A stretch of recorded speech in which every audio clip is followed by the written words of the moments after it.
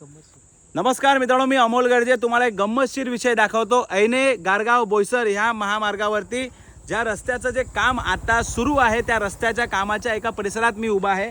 एक स्पॉट दाखवतो तुम्हाला। हे बघा, हे डांबर बघताय, हे या ठिकाणी आता माझी नजर गेली असता हे या ठिकाणी पूर्ण उखडलेलं डांबर हे बघताय। हे डांबर याच्यावरून सरळ सरळ कळते की आपण जे रस्त्याचं काम करायच्या आधी जे आपण साफसफाई करतो ती साफसफाई या ठेकेदाराने केलेली नाहीये का। आता या ठिकाणी हे बोलतील की कडेचं आहे असो, पण हे डांबर सुकलेलं का नाही? उन्हाळ्याचा एवढा दिवस आहे, नक्की हे डांबरच आहे का? हे बघा बघा, हे बघा, हे डांबर आहे का?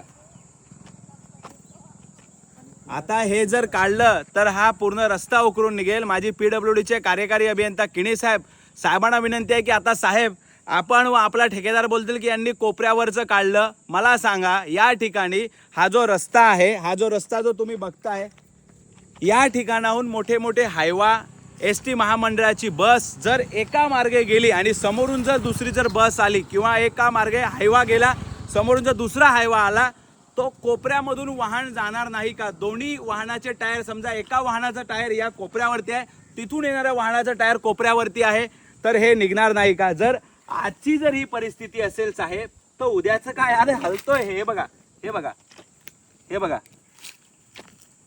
ही परिस्थिती या ठिकाणी या ऐना गारगाव रस्त्यावरती जे कोट्यवधी रुपयाचे खर्च केलेत, कोण नक्की हा ठेकेदार आहे? या ठेकेदाराच्या कामाची पूर्णपणे चौकशी करण्यात यावी। आणि हे माझ्या हाताने का डांबर निघते आणि हे डांबर किती निकृष्ट दर्जाचं आहे बघा।